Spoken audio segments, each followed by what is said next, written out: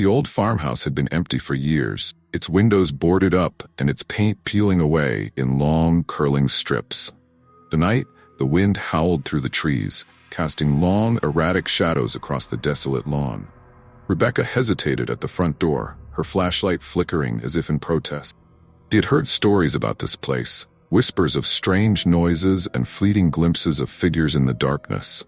Her friends had dared her to come inside, prove the stories wrong. Now, standing on the creaking porch, she felt a cold sweat prickling at her neck. She pushed open the door with a groan that seemed to echo louder than the wind outside. The beam of her flashlight cut through the darkness, revealing a hallway lined with faded wallpaper and dusty antique furniture. The air was thick with the scent of decay. As Rebecca stepped inside, the door slammed shut behind her with a force that made her jump. Her heart raced as she turned, but the door was solidly shut, no signs of a draft or mechanical failure. She pressed her ear to it, hearing only the unsettling silence of the house. In the dim light, she noticed an old photograph on a cracked table. Family, smiling stiffly. But one of the faces seemed oddly blurred, as if something had been deliberately erased. Chill ran down her spine as she realized the blurred face was moving, its eyes now fixed on her. She stumbled backward, knocking over a lamp that shattered on the floor. In the sudden darkness, she heard a faint whispering from the shadows, chorus of voices mumbling incoherently.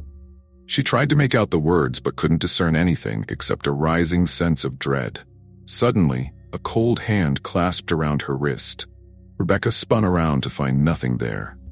Her flashlight flickered again, and in the brief moments of illumination, she saw the outline of a figure standing at the end of the hallway. It was tall and indistinct, but the presence was undeniably hostile.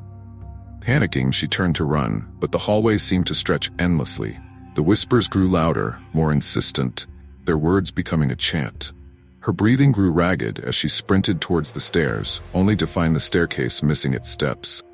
It was as if the house itself was conspiring against her. Rebecca's flashlight finally died, plunging her into complete darkness. In the pitch-black silence, she heard the creak of floorboards behind her. She spun around, her hands searching for something to hold onto, but found nothing but cold, empty air. Her flashlight flickered back to life, revealing the empty hallway again. But now the photograph was gone, the table overturned, and the whispers had turned into a single, guttural growl. The figure at the end of the hallway was gone, but Rebecca could feel its presence closing in. With a final, desperate scream, she ran towards the back door. As she fumbled with the handle, she felt a cold breath on her neck, a chilling voice whispering, "You're not Leah."